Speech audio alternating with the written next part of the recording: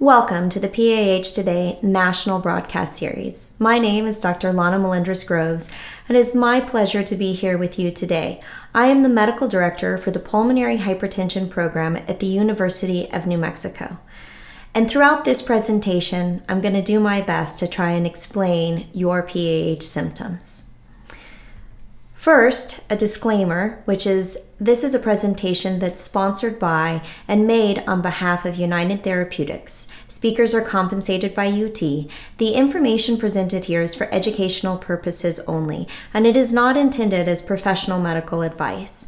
Always discuss any questions you may have with your healthcare provider. Not all medications are appropriate for all patients. Speak with your healthcare professional to determine which treatment plan is right for you. For the overview of this presentation, it's pretty short and sweet actually, and it is all about you and how your body is feeling. So first we're going to talk about how PAH affects your body. Let's be honest, none of us like to feel bad, not for a day and certainly not for multiple days in a row. In order to try and understand why you feel bad, then that gives us ability to try and affect those things so that your symptoms may improve. So we're going to talk a little bit about how PAH affects your body. Next, we're going to move in how PAH medications could improve those symptoms. And finally, we'll talk about what you can do to try and help. First, let's talk about how PAH affects the body. Now, one of my biggest goals is to teach all of the patients that I interact with how the heart works and how the lungs work and how those two things work together as a team. The first thing is that the heart is made up of 4 muscle chambers. Many of you may already know that, but I think it's important to understand that we sort of have 2 smaller chambers that sit toward the top of the heart, and those are called the atria. And then we have 2 larger chambers that sit below them, called the ventricles. We separate the heart into a right side and a left side because one sits more to the left side of our body and the other one is more toward the right side. Pretty simple when it comes to that. When it gets a little bit more tricky is how they work together. Now, when most people talk about heart disease or problems with the heart, they really are referring to the left side of the heart. That's where, when we talk about people who've had heart attacks or have heart disease, we're almost exclusively talking about the left side of the heart. So I do want to spend a little bit of time here. The left side of the heart is interesting because it really is what we would consider to be the workhorse of the body. And it is what takes in oxygen-rich blood from the lungs and gets it out to the rest of the body, the tissues and the organs, so that they can perform their jobs to the best of their ability. So essentially, as blood picks up the oxygen in the lungs, it returns to the left atria. That smaller muscle chamber is then going to contract or squeeze forcefully and push blood through a valve into the left ventricle. The left ventricle then takes on all of that blood and contracts, sending that blood out to the rest of the body. If you can imagine that this is a pretty small muscle chamber and it's having to generate enough force to get blood through the entire body and then back to the right side of the heart. So it's pretty impressive. Now, again, the left side of the heart is what we always seem to talk about when people talk about cardiologists and heart disease. But it's actually the right side of the heart that isn't working well when we talk about pulmonary hypertension. So I'm really going to focus on the right side of the heart. Now, we talked about how that oxygen-rich blood goes out to the body. When the body takes those oxygen molecules so that the tissues and organs can work, the blood becomes depleted of its oxygen. So now it becomes what we call oxygen poor. That oxygen poor blood is going to return to the right side of the heart, the right atria. And that muscle chamber is going to squeeze and push that blood through a valve into the right ventricle. And it's the job of the right ventricle to get that oxygen poor blood out into the blood vessels of the lungs. This is where all of the exchange of oxygen occurs. So those red blood cells pick up the oxygen that the lungs have breathed in And now that oxygen is filled up in those red blood cells to be able to return to the left side of the heart, and it can all start over again. This is where PAH comes into play.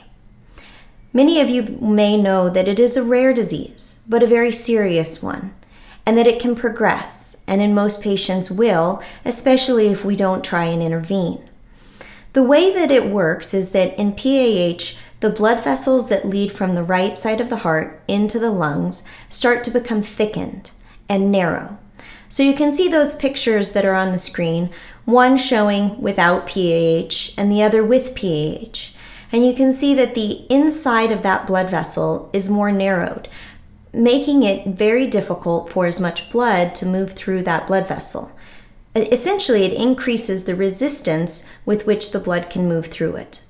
That increased resistance in the blood vessels then requires the right side of the heart to increase its workload to be able to get blood through. What does that mean to you? Well, most patients find that they begin to experience some shortness of breath.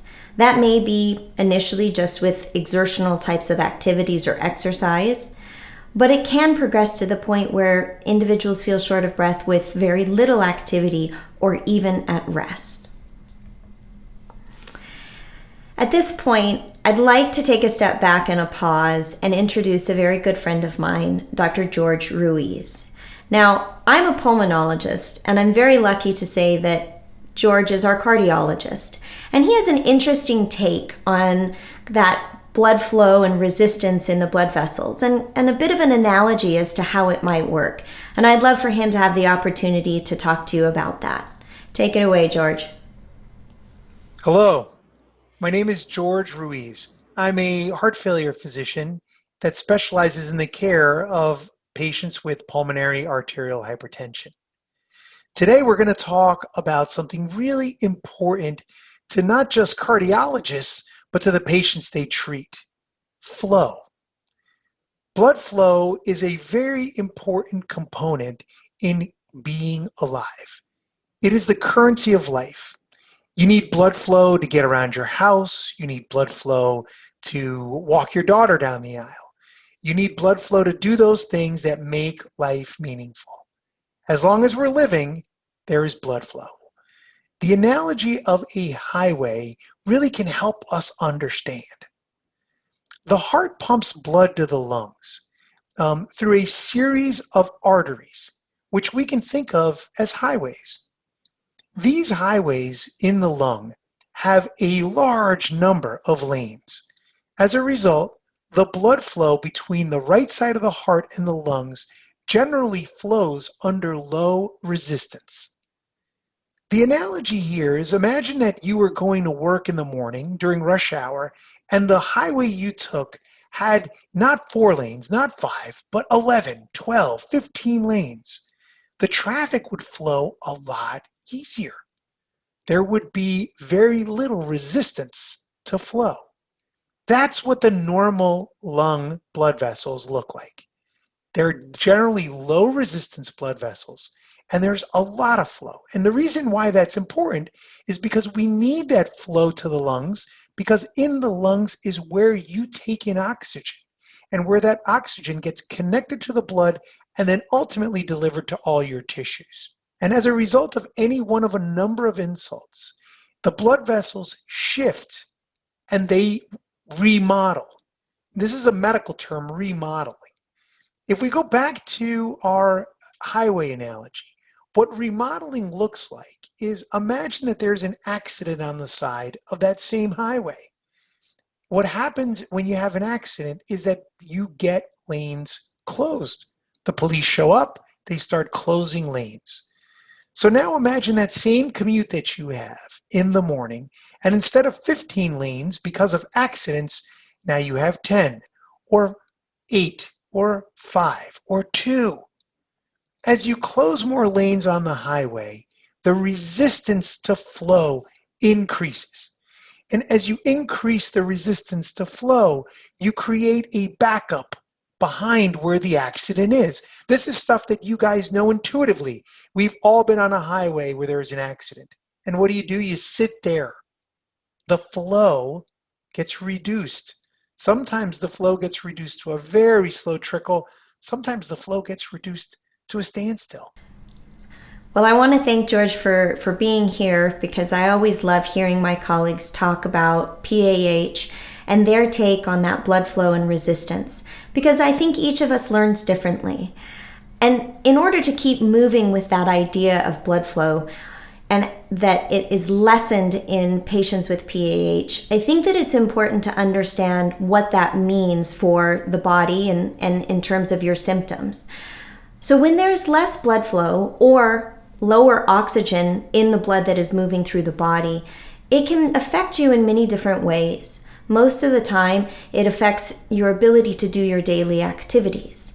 But I think something else that my patients often say is that they feel almost as though their brain is a little bit foggy, or brain fog. And when I talk to them, I let them know that when oxygen is lower and the brain isn't getting as much as it would like, it definitely decreases kind of our sharpness and our thinking. And so those would be indicators that maybe something's not going quite as well as we'd like it to. It really does become important to start listening to your body and those symptoms and what they're telling you.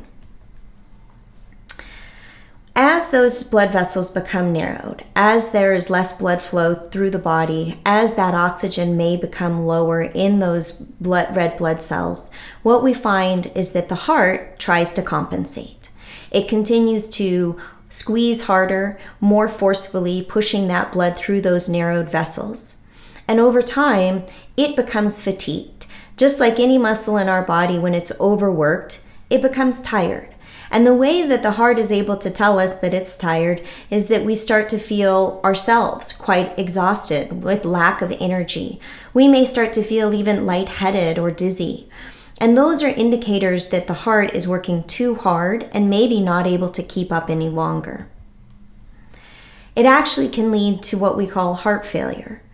This is when the heart becomes so strained over time that it really is unable to perform its job adequately enough to keep us able to perform our activities. So that dizziness, potentially fainting, and that heart failure is an indicator that we're a little bit behind the 8 ball and we need to start moving forward with consideration of therapies and treatments. Many of the PAH medications that we may be talking to you about have shown in different studies how they can improve people's symptoms, improve how far they might be able to walk and what they may be able to do. So that's going to move us into PAH medications and how those specifically may improve symptoms through time. Now, as I had mentioned earlier, we have a balancing act for our body. We love to be in perfect harmony, perfect balance. That's when we feel our best. And in PAH, this is really where these healthy blood vessels that do this fine balancing act, creating substances, decreasing the amount of that substance, increasing the amount of another substance to keep our scale in harmony, become dysfunctional. And we're no longer able to do that adequately enough to keep the scale balanced. That is when we start to feel symptoms for patients with PAH. Because one substance is in too much abundance and another substance is being produced in too little of abundance. So now you start to teeter over on your scale to the point where you're starting to feel very much symptomatic. Also, many of the tests that we often obtain may start to show some of that strain as well. I'd love to say we know which of your substances is out of balance and say this is the perfect therapy that may be able to improve that. But unfortunately, we're not quite there yet.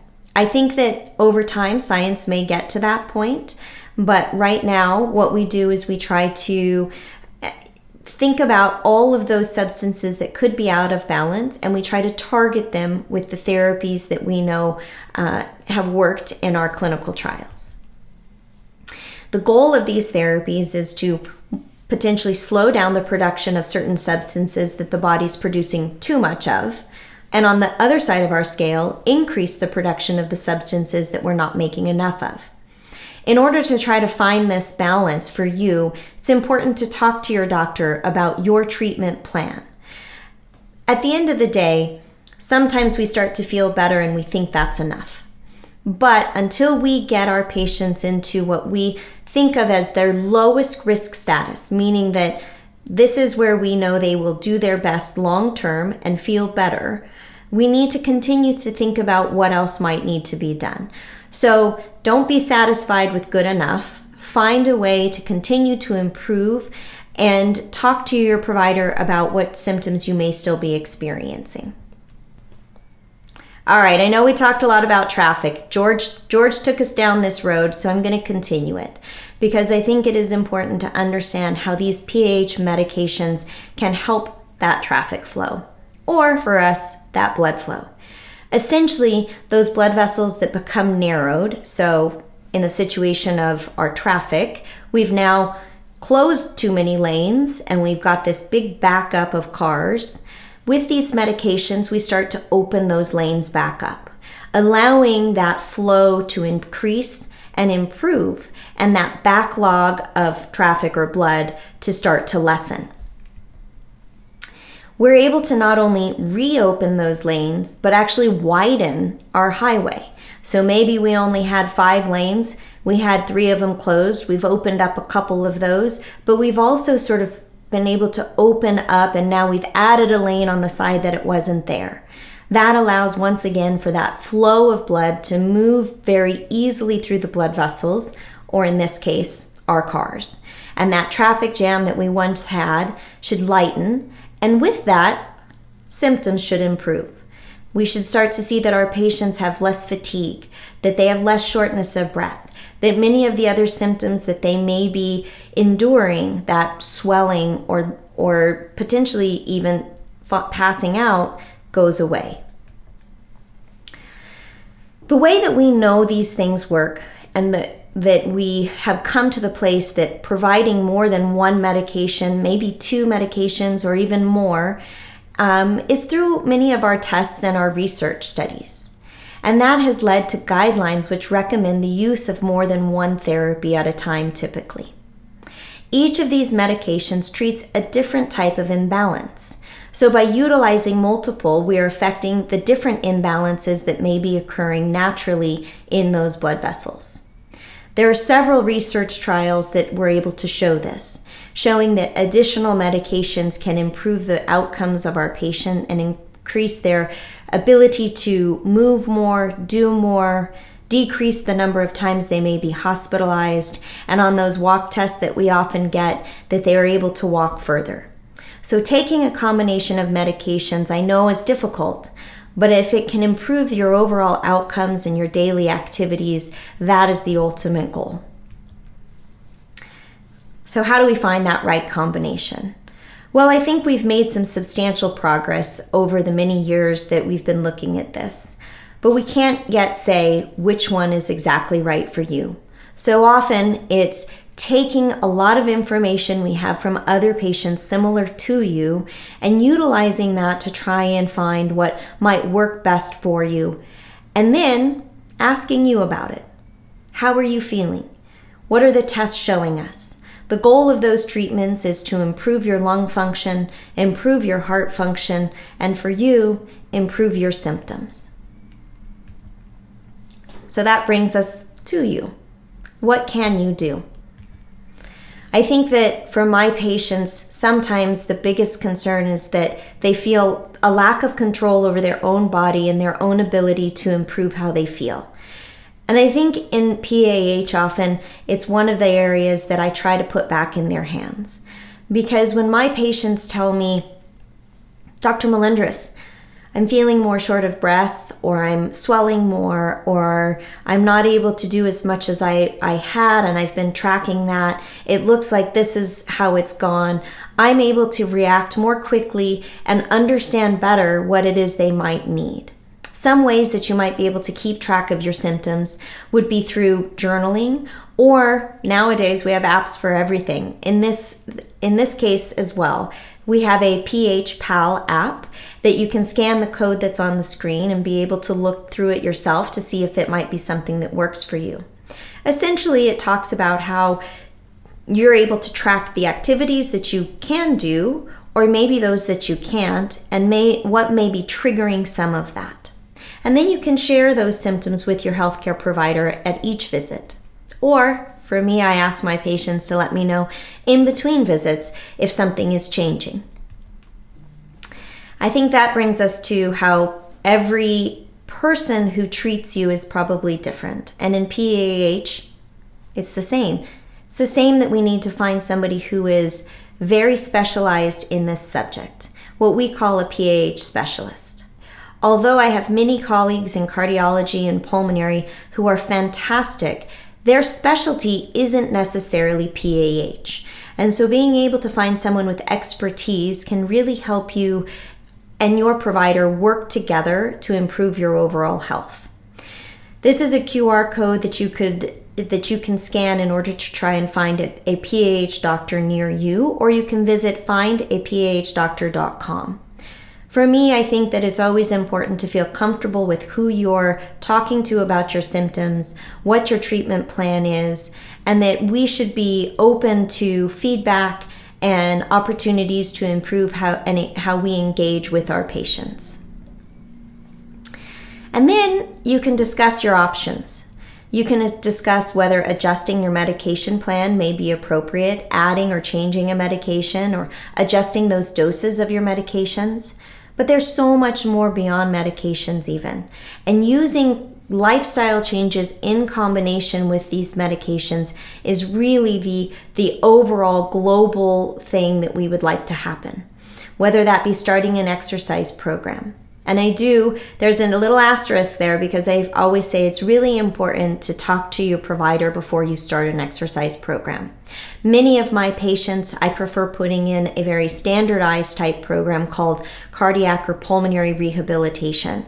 And that is an ability to structure an exercise program that's more specific for you because you are a very individualized type of person that needs to have the right feedback, the right exercise program so that we don't put you in harm's way. Second, always listen to your body. No matter what someone else tells you you can do, if your body's telling you something different, you should always listen to that. The next is looking at how you might change your diet. And in this situation, it really is all about salt and trying to decrease the amount of salt that you intake because water follows salt and that often causes the heart to have to work harder and causes some of that swelling that you may experience at times. And last, getting really the proper rest and emotional support, which I think sometimes this day and age can be the hardest thing because we're always on the go, there's always stressors, but really trying to find ways that you can minimize that stress and surround yourself with people who can support you through this journey. In summary, in PAH, naturally occurring substances in your lungs become imbalanced. These imbalances in the blood vessels prevent your lungs and your heart from working properly. Each type of PAH medication works differently. Thankfully, combining them may restore the balance. Treatment with a combination of medications may help improve your PAH symptoms. So please talk to your doctor about your treatment plan and figure out what may be right for you. I just want to thank all of you for joining in today. I have tremendously enjoyed the questions and the ability to engage even if we're not together. And I hope that we see each other very soon. Continue your journey learning about PAH. You can do that at www.pahinitiative.com. Thank you.